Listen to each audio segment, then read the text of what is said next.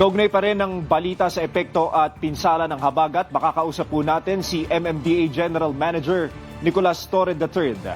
Magandang hapon po, GM Torres, si Gab Bayan po ito. Magandang hapon sir at magandang hapon sa inyong mga tagapakinig. Okay. GM Torre, alam ko tuloy-tuloy po ang inyong trabaho dito sa ating disaster response. Ano pong update sa mga binahang lugar sa Metro Manila, sir? Sa ngayon, kung regarding naman sa baha o standing water, nakasubside na po ang mga halos lahat ng mga binahang lugar at tayo naman ay nandito na ngayon sa clean up at paglilinis ng naiwang epekto nitong mga nagdaang baha na to. Sir, alam ko, alam naman ng ating mga kababayan na napaka-proactive ng inyong ahensya bago pa ang panahon ng pagbaha. Kamusta po yung dredging at clearing operations ng MMDA lalo na dito sa Redemptoris Water Channel sa Parañaque?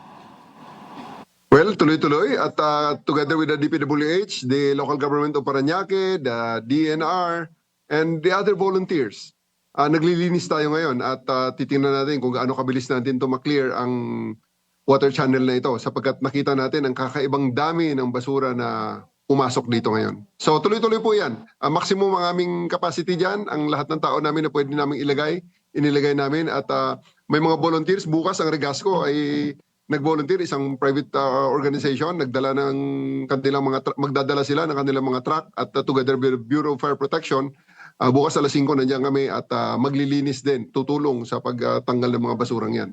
Alright, sir. Correct. Nabasa ko nga ho yung post nyo, GM Torre, at ako'y agree na lahat tayo ay parte ng solusyon. Diba? Dito nga sa ating problema sa pagbaha. May ipatutupad po ba kayong patakaran o mga inisyatibo, particular sa pagtatapo ng basura para hindi na ito maulit, GM Torre?